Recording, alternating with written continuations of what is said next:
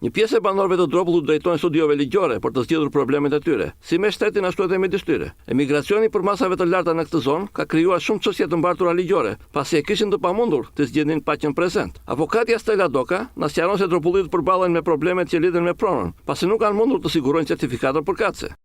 Shumë banorë të Dropullit kanë konflikte pronësie, të cilat ne mundohemi sa më shumë të mbështesim dhe t'ja u zgjidhim, në fillim me mirëkuptim nëpërmjet njëri tjetrit dhe pastaj duke u drejtuar instancave ligjore. Gjithashtu, ata kanë probleme dhe me pensionet, për sa i përket nxjerrjen e pensioneve, marrjen e saktë të pagës së pensioneve. Në shumicën e rasteve, për sa i përket temave administrative, këto janë probleme nëpërmjet banorëve me njëri tjetrin, pastaj kalojnë në rangun e dytë midis qytetarit dhe institucioneve. Njëkohësisht, duhet të pajisen dhe me shkresa dhe vërtetimit certifikuara për t'i përdorur në shtetin grek.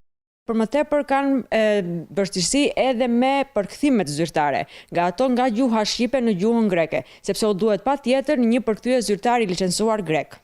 Megjithatë, aktualisht në Dropull nuk është çelur asnjë studio ligjore.